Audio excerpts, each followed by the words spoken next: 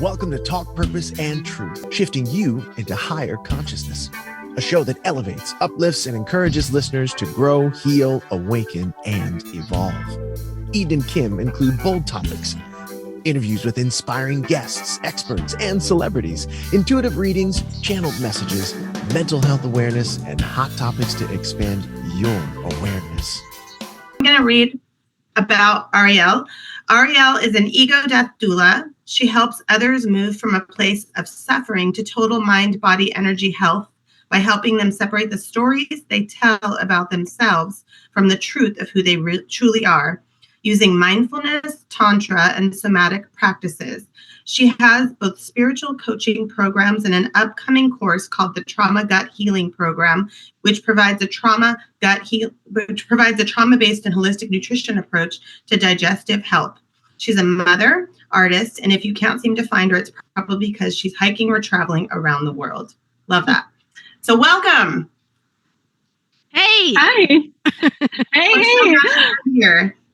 I was tearing up when you guys were sharing about how much the benefits you've had while working with me, and I'm getting kind of emotional. So I'm really in my heart. It's really nice to be here. Oh, I love that. Yeah. You know, that when you said that right now, it makes me think it's so funny because there's this paradox between people say, oh, I don't care what people think. And then it is important to care what people think. So it's like that weird difference of like, it's good to care what they think because you love and honor and respect them and you want to be able to be doing a good job, and you don't know you're doing a good job unless you hear the feedback from them completely. But then the other care what people think is, you know, caring too much and being in your head at all times thinking, how do I look and how do I sound? And so it's like having that nice, you know, it's okay to get feedback and be happy about it. Yeah, for sure. I love that. And thinking about the difference, I think this is just about a lot of what we're going to talk about today, but just being in that heart space of caring for the other and what they're sharing for you versus being in our minds and like caring about how we're perceived, right? Just that separation. Yeah. Right, exactly. Let's start with Arielle. Tell us your personal story. How did you get where you are now? Oh boy. All right. Okay. In the shorter version. I know. The shorter version, gladly. The Cliff Notes version, bullet points. It's been a wild ride. I grew up in a very religious home. I was the daughter of a music pastor at an evangelical church. And so I grew up talking about spiritual ideas, but I very quickly found myself around the age of 12 kind of wanting to explore other things. And my home, because it was a kind of a fundamentalist space, was very restrictive. And I dealt with a lot of emotional abuse in that home because you weren't really allowed to do anything outside of the fundamentalist views, right? And so I didn't know this then, but I was a very anxious child. I was also a very sensitive child and would frequently tune into other planes or realms or whatever you want to call it. And in some ways that was like my safe space. So fast forward, I do a lot of exploring the typical teen years, you know, partying and stuff in college. I had a boyfriend when I was 16. I was very young. And again, in that group I was in, it was very normal to get married at a young age. I got married at 19 and experienced a lot of things in my marriage that were, now I know, repeats of what I experienced as a child. And, you know, we'll talk about trauma later, but what happens is we kind of call it in a way, because it feels safe to us. The patterns we grew up with feel safe to us. So we were together for 17 years, and I have two beautiful daughters. He is an amazing co-parent. But during that time, right after we got married, I started to have a lot of really severe mental health and physical health issues, like really bad constipation. I remember he was in the military, so we had just moved to Texas. And one time I didn't poop for like 3 weeks. And I had never, is that TMI? Is it TMI? No, not here. No. So I was like, here I am, like 20, supposed to be like the best time of your life, right? Like the first, right? You're like a honeymooner and you're supposed to be really happy. Well, no, I had moved from all my family and friends to the middle of Texas in the middle of nowhere. And here I am walking around like super uncomfortable, going to military hospitals to get help, and nobody could help me. And over the years, I went to like countless doctors, countless people to get help. I probably could have put a down payment on a house over the decade, and how much I spent on like testing and supplements and trying to learn all this stuff. And it was really like me trying to heal my own issues. But I ended up getting a master's degree in counseling psychology and just really digging into a lot of knowledge and just what can I learn about the body physically, energetically, and just in every arena, both from a modern perspective and from a holistic, looking at our indigenous roots and herbalism, and some of the practices I learned growing up from my grandma. So yeah, I mean, it was just this long road of trying to heal my own issues and going through my own dark night of the soul over and over and over again. And really, the arc is really amazing. And it's kind of the arc I take people on now in my courses and in my work, which is, okay, let's help you feel better quickly. And then what really is at the root is not actually the symptom that you're going through. So like your weight gain is not the actual issue. Your acne is not the actual issue. The body is a self-healing mechanism. So when we are in a state where our bodies are calm and the autonomic nervous system can really heal the body on its own, then it does it. It's wonderful. It's beautiful. So where can we go into our bodies and connect deeply in our bodies instead of just focusing on the symptoms, and allow ourselves to be our own healers, right? Like, can we bring love in, so much love in, so that our bodies can be at a state of rest at a really deep level? So a kind of minor example of what you're talking about, it happened to me yesterday. I want to share. So I went and had a dental procedure a little over a week ago, and after that had severe pain ever since. And you guys both know, you've been helping me through it. But I'm afraid to take any kind of like Motrin or Advil, ibuprofen, because of something that happened years ago that was caused by the Motrin, too much Motrin. So I wanted to find other ways to get rid of the pain. And first of all, talking to Arielle, she's like, let's not look at this like you have to get rid of it, or because it causes it to be worse, or it's you make it something bad, and so she helped me out with that. But then also Skylar, talking to her, she's like, why don't you do some meditation? I don't meditate ever.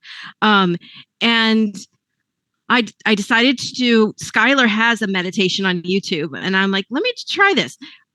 The pain was probably a 9 or a 10 at the time. And just by doing her 15-minute meditation, the pain went way down. And I didn't take anything, no pain meds or anything.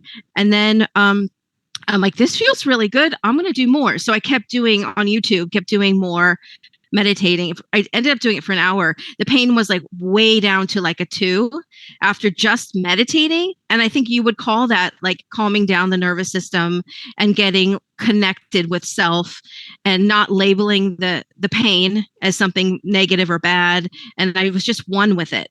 And I wasn't trying to push it away. I was just breathing, just concentrating on my breath. And it made all the difference in the world. So what do you say about that? First of all, that's wonderful. Secondly, I don't want praise for it. I just yeah. What's that mean? What does it mean? What does it mean? Well, I think that's a very interesting question. And I think that's really where we have the distinction between what what allows us to connect to the body at a deep level versus the meaning making or the stories that we create based on what we're experiencing, right? And so when we talk about the body in pain or any kind of issue that's going on in the body, you have like the immediate response that's happening in the body. You know, you can call it like an alarm signal in a way that's happening in the foreground. But if you have this background alarm it's very low grade and chronic and is always going from things that you had, you know, in your childhood or just through traumatic life experiences, where your system just runs a little bit, you know, more sensitively. This is also individual. So some people are just more sensitive. Their nervous systems are more sensitive. And when you're working with people who are empaths and who do work like channeling or mediumship, most of us do have a more sensitive nervous system, right? So we have this more elevated state, a baseline of what can basically like an alarm system that's more sensitive, like a smoke alarm in your kitchen that goes off faster than others, right? Yeah. And so what happens is, in order to feel safe, usually during childhood, we go into our minds. We kind of dissociate from the pain in the body and go into our minds because that feels safer. And the mind is this cognitive machine. So it starts telling a story, it starts making meaning. And then you have this double layer of alarm, right?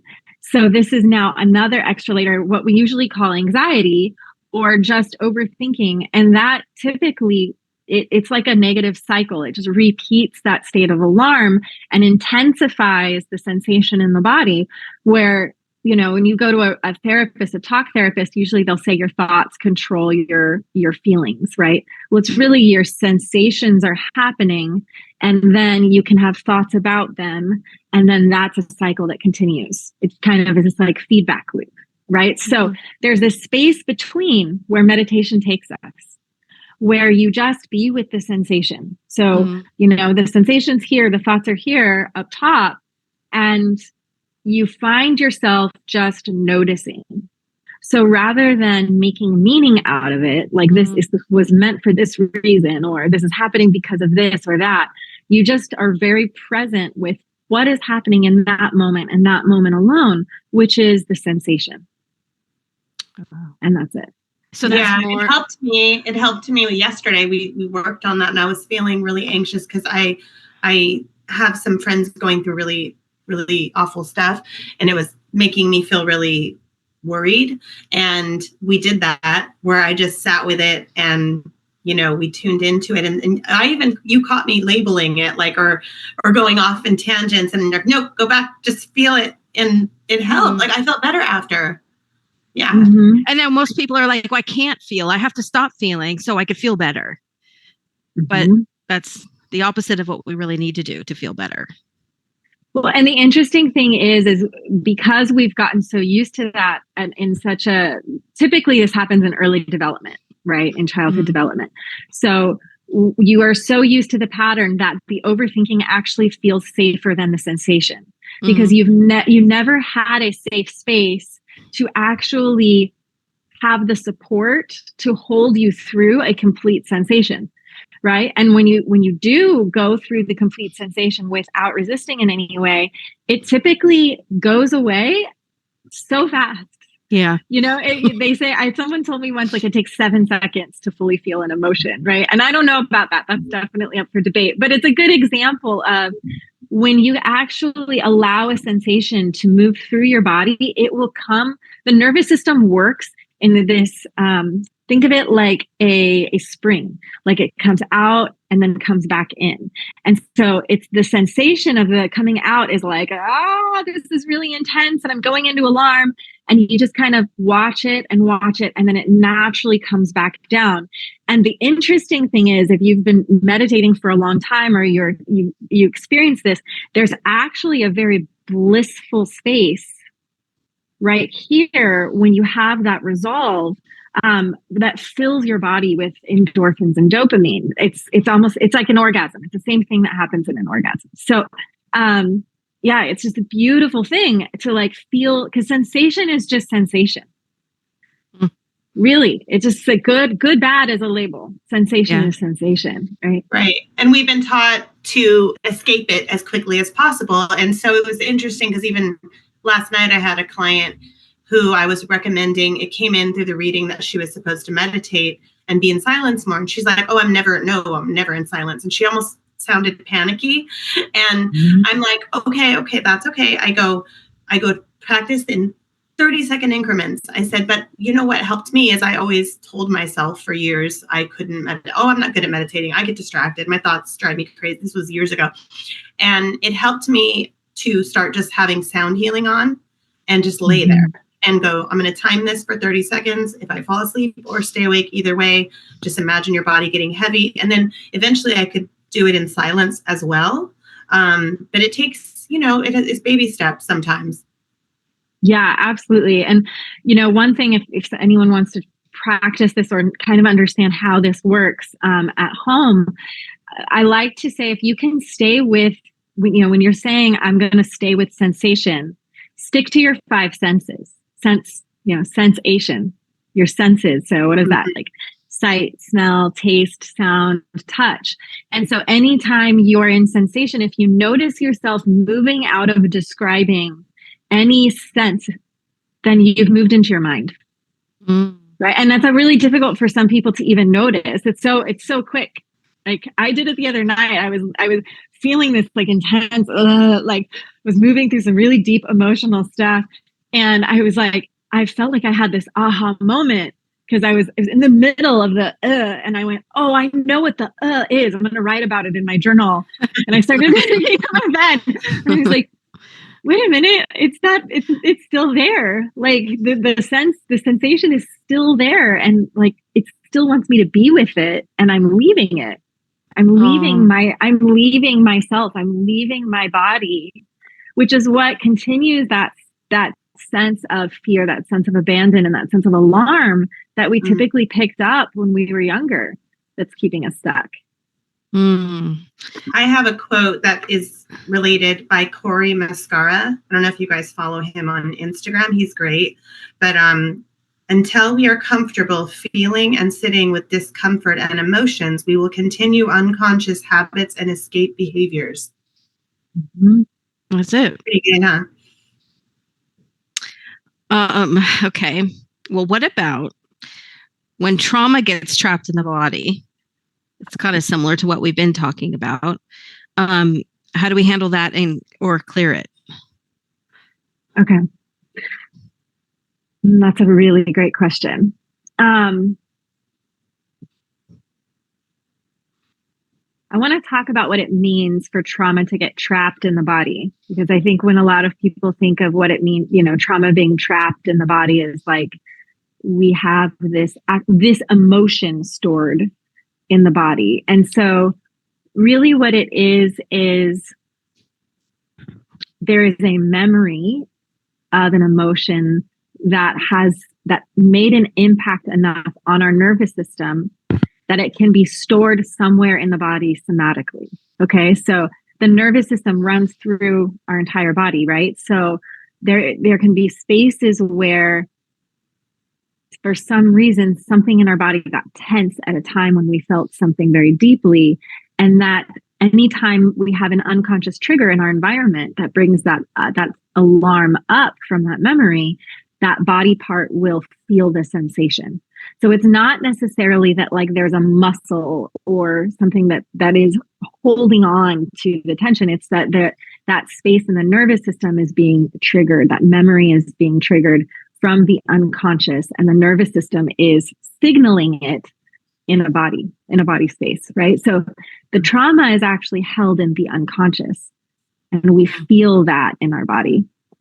So I just want to clarify that. Yeah. Can you ask the second part of Can the you- question again? Can you, well, to add to that, can you, before we go into it, can you clarify more about what somatic therapy is? Like, what is somatic? Because some people don't even know what that word means. And then the question was, like, how does it get trapped in the body and what do we do about it? Okay. Yeah. So when you think of therapy, what do you guys usually think about? I mean, Talk Talking. therapy. Yeah. Talk. right. Like, I'm going to tell you about what happened when I was a kid and blah, blah, blah, blah. Okay. Yeah. So what that is, to really understand the difference between somatic therapy and talk therapy, I have to tell you a tiny bit about the brain.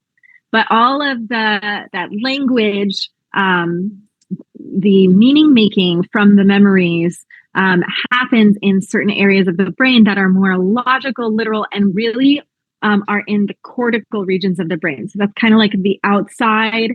And it was the last part of the human brain to develop. It's very language based, but it does not have to do with our senses. It does not have to do with our unconscious. It's the storyteller. Just like this is my. You can almost think of it as the ego in a way, right? Okay. This is like the meaning I have made out of my life that has determined who I think I am and how I operate in this world. Okay. Okay. So when we're talking from that space, where we're in that space in therapy, what that does is it really reestablishes the stories that we've made about what has happened to us in our lives. And what it can actually do is in a way, think of it as like every time you tell the story, it's carving a little bit more into those neural networks and making them deeper. So you're actually in some ways creating a deeper connection to the trauma in the body.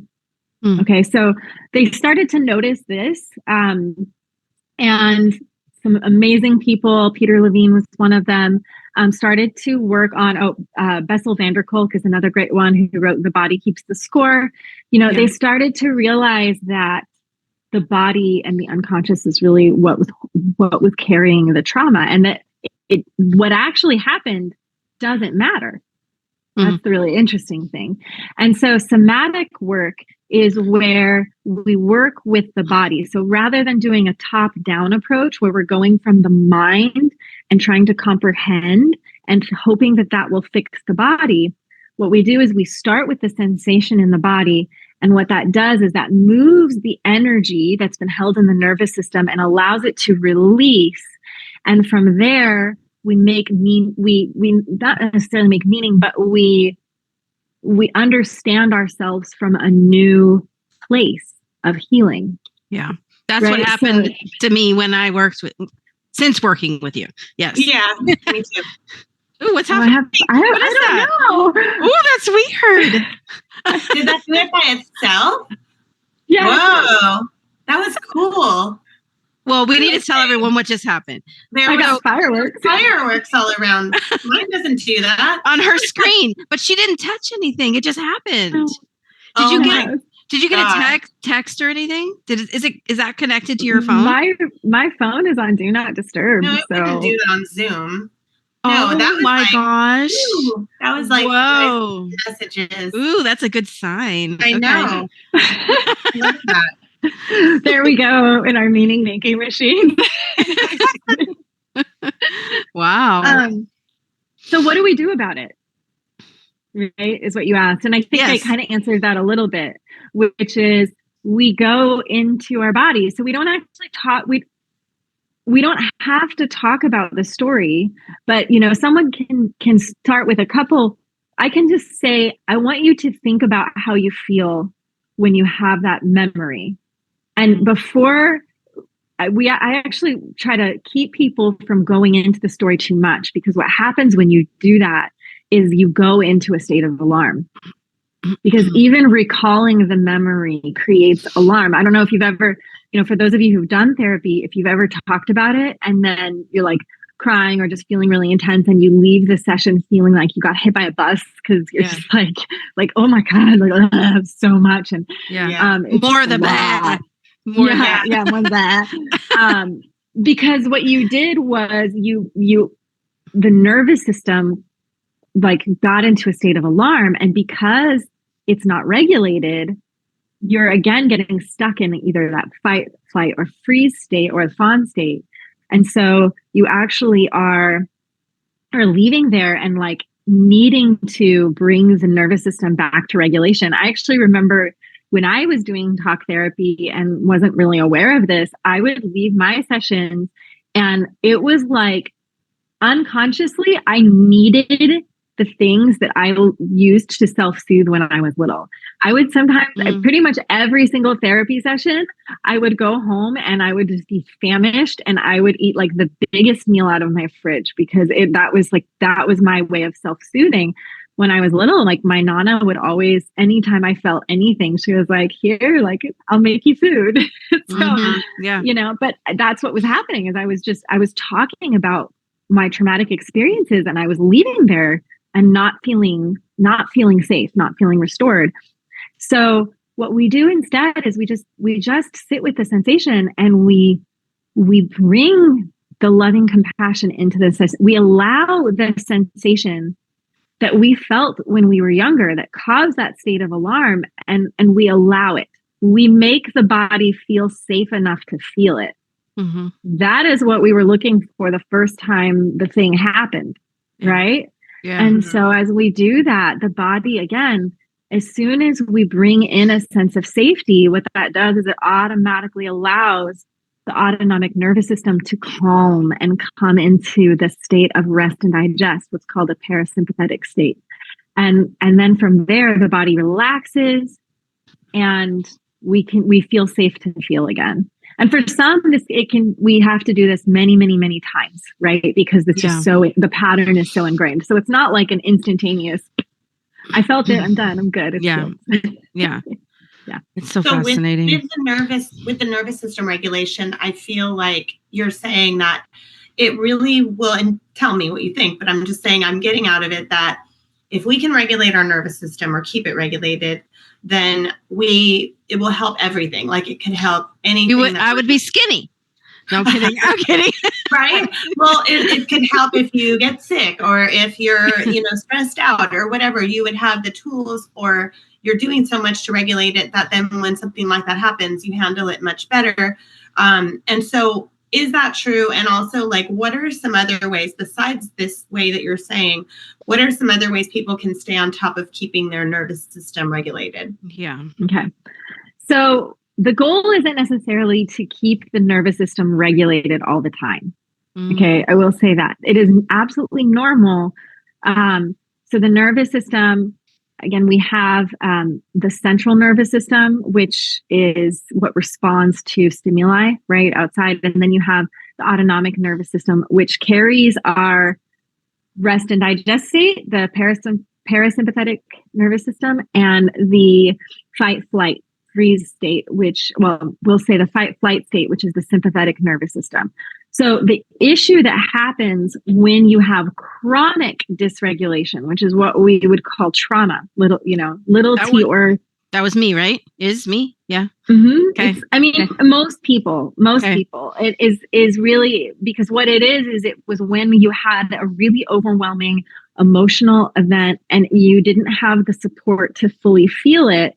That's how we develop. In some ways, that's how we develop our personalities, our ego.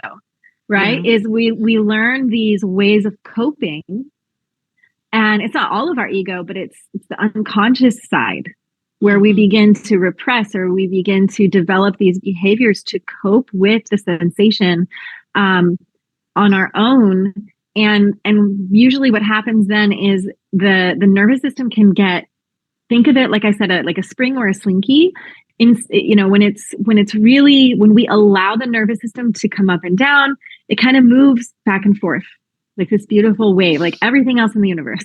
Beautiful frequency, right? Mm-hmm. And what happens when we get into the mind and start to lock it up is it stretches and then it gets locked.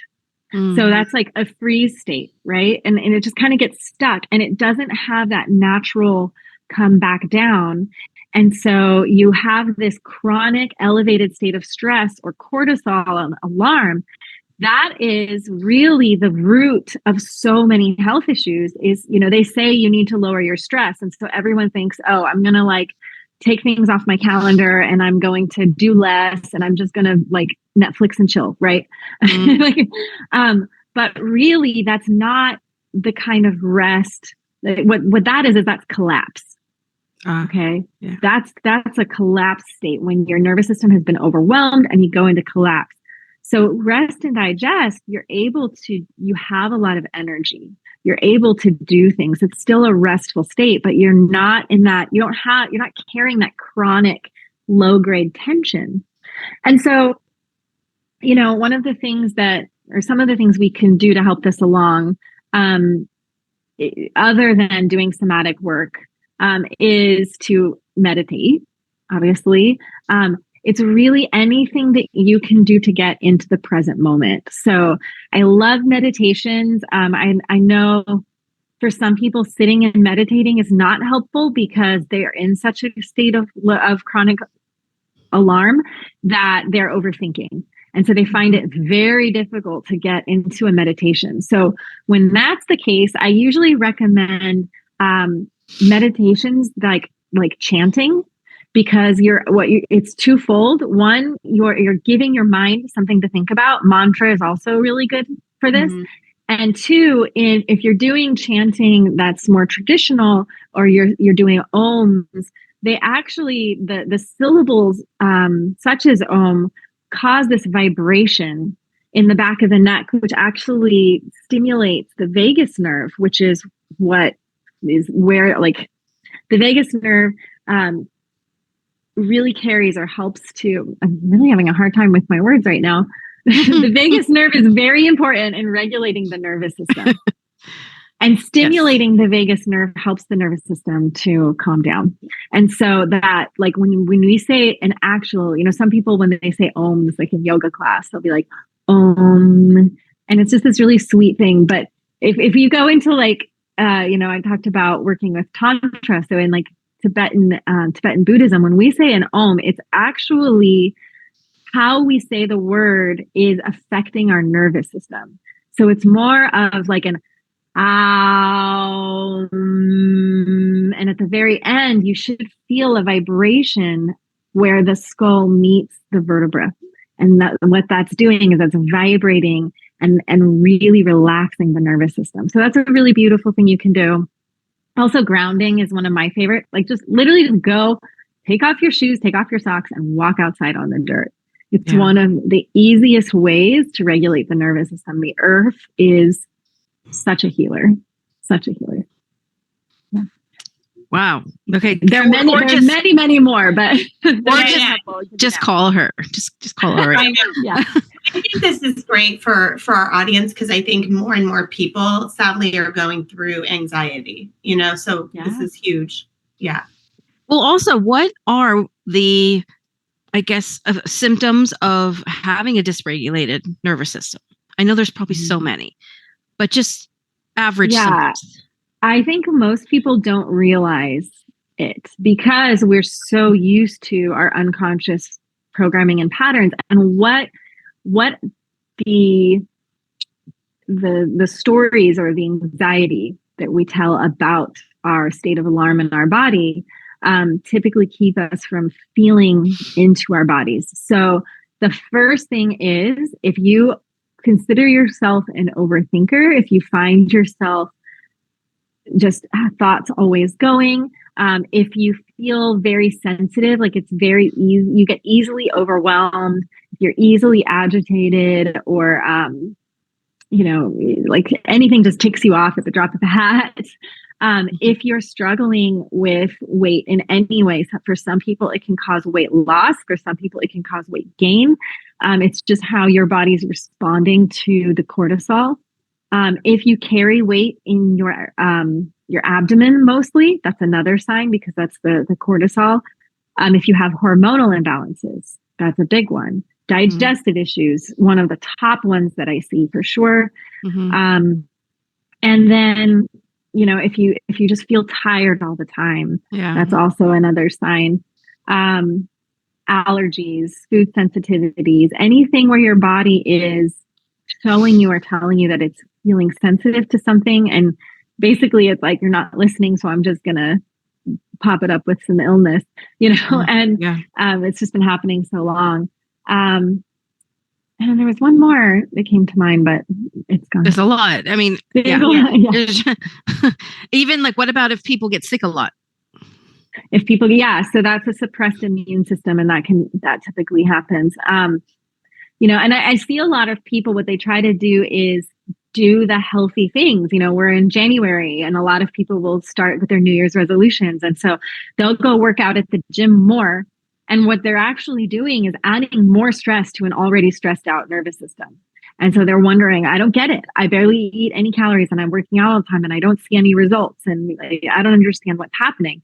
Well, this could be one of the reasons, right? And really, another thing too is if you have a hard time, like I've had a lot of clients come and I'll say, what are you feeling in your body right now? Like, do you notice any sensations? And they're like, I don't even know what you're talking about. How do I even do that? Mm-hmm. That is a for sure sign, because the mind-body connection we call being able to sense what's happening internally in your body is called interoceptive awareness, right? And when the mind-body connection is broken, you really lack that interoceptive awareness. And so it's hard to feel when you're actually hungry. It's hard to feel when you're actually full.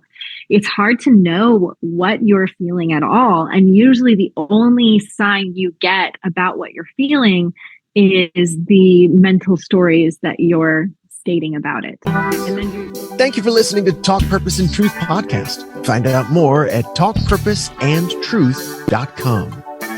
And follow us at Talk Purpose Truth on Instagram and Facebook.